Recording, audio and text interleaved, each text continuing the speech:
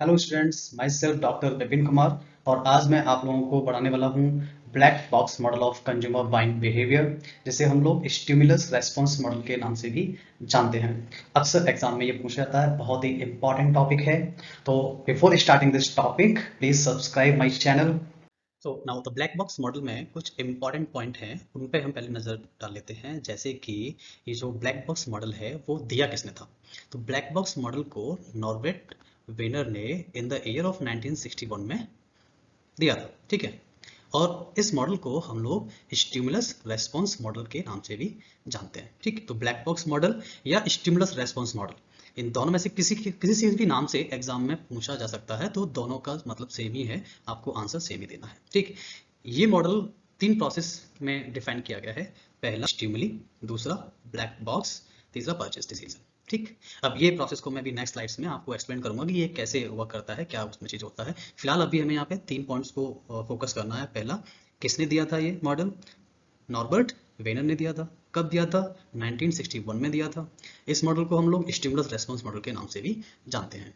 और इन्होंने इस मॉडल में कहा क्या था? इन्होंने ये कहा था कि customer are individual thinker that process internal and external stimuli to make purchase decisions. यहाँ स्टिमुली जो वर्ड यहाँ यूज हो रहा है, देखो यहाँ पे भी वर्ड यूज हो रहा है, यहाँ पे भी यूज हो रहा है। इसका मतलब क्या है? स्टिमुली होता क्या है?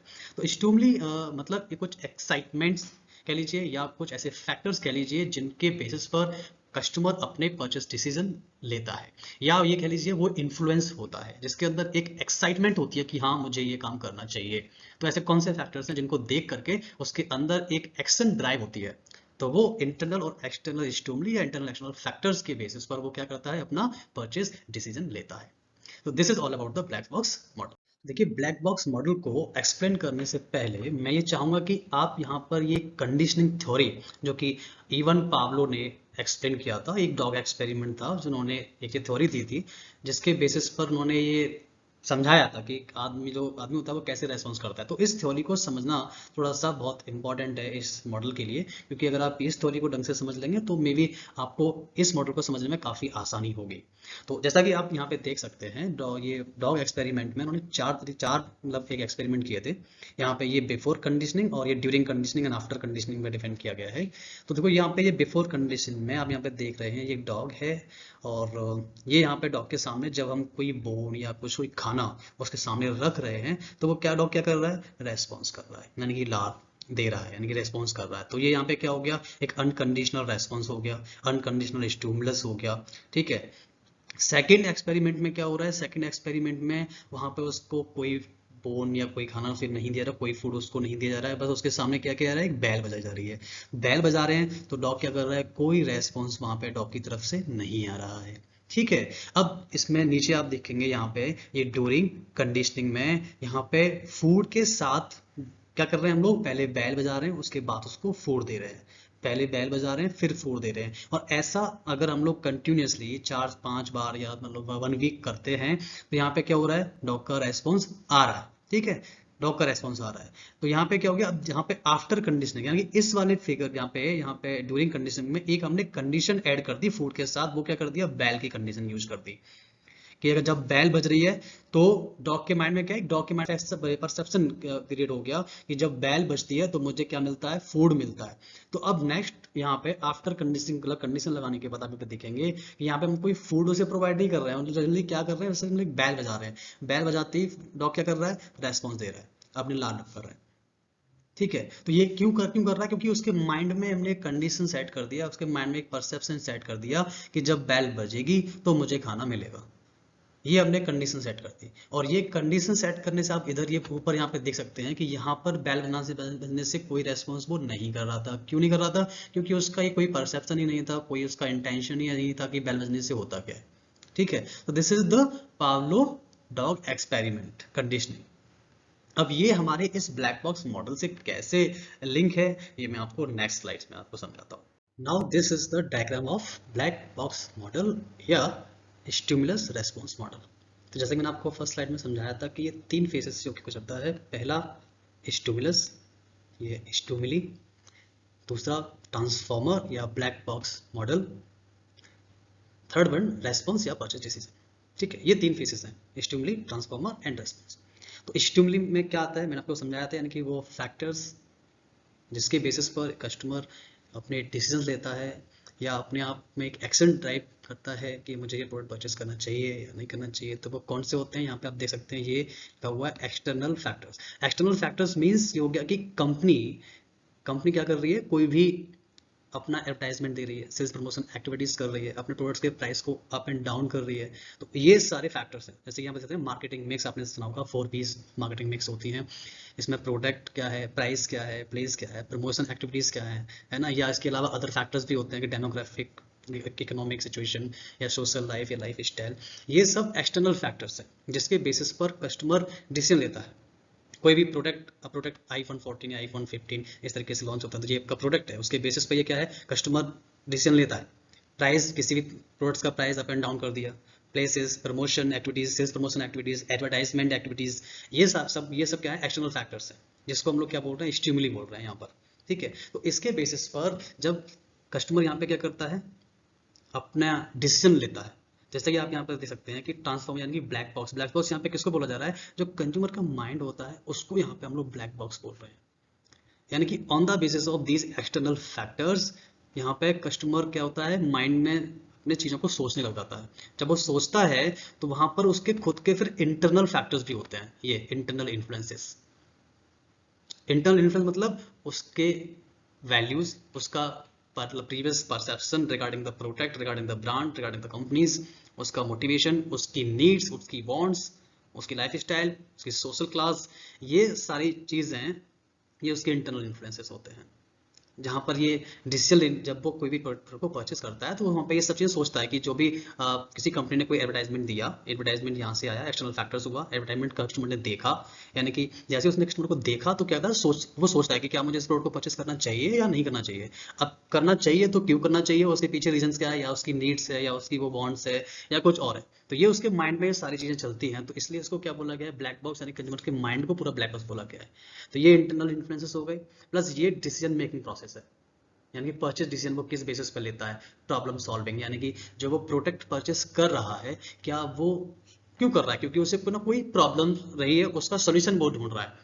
ठीक है, तो वो प्रॉब्लम सॉल्विंग है कि नहीं है। फिर वो इन्फॉर्मेशन सर्च करता है उसके प्रोडक्ट्स के बारे में।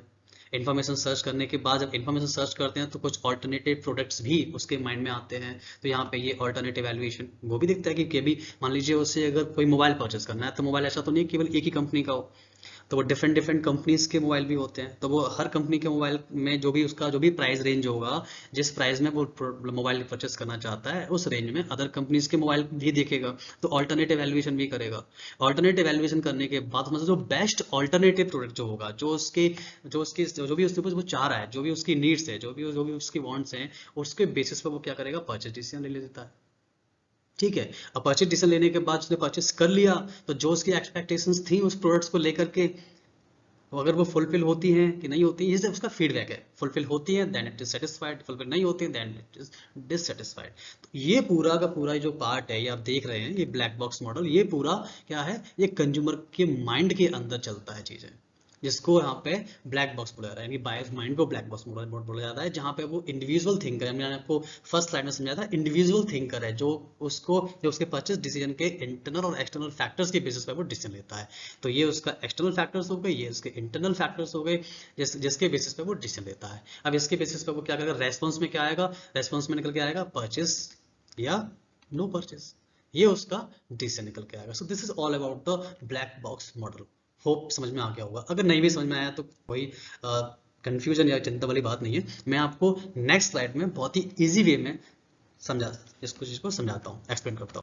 अब आप इस स्लाइड में देखिए, यहाँ पे वही 3 फेसेस हैं, स्टिमुली, ट्रांसफॉर्मर एंड रेस्पॉन्स।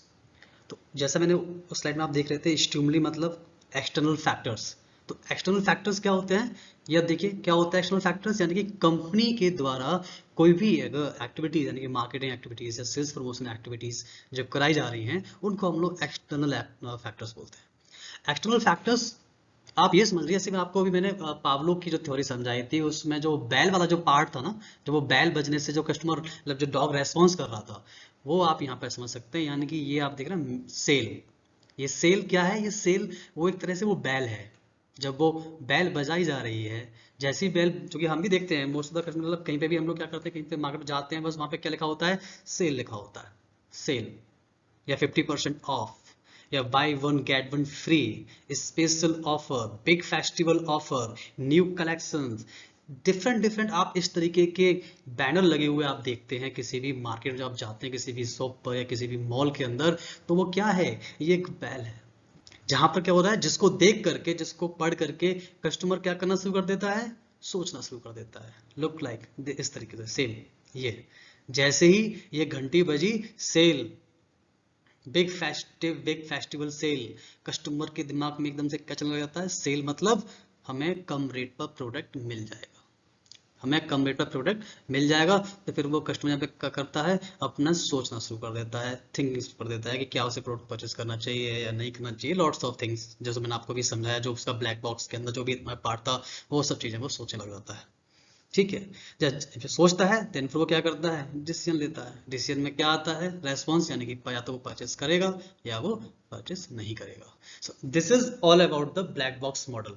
बिल्कुल इजी वे में मैंने आपको समझाने की कोशिश की है यहाँ पे कि यानी कि स्टिमुली, यानी कि वो फैक्टर्स जिसके बेसिस पर कस्टमर रेस्पॉन्स करता है। तो वो स्टिमुली क्या है, क्योंकि वो एक्सटर्नल फैक्टर्स की स्टिमुली है। स्टिमुली मतलब यहाँ पे कोई भी, वही मार्केटिंग मिक्स, यानी कि कोई भी प्रोडक्ट हो गया, कोई भी price up and down down कर दिए, ठीक है, या ये सेल या कोई वटेवर, कोई भी प्रमोशन एक्टिविटीज अगर यहाँ पे होती है तो वो स्टिमुली है। इस स्टिमुली के बेसिस पर कस्टमर क्या करता है, सोचना शुरू कर देता है, सोचता है कि अपनी वैल्यूज के अकॉर्डिंग, अपनी नीड्स के अकॉर्डिंग वो फिर डिसीजन लेता है। डिसीजन में या तो परचेस करेगा या परचेस नहीं करेगा, राइट।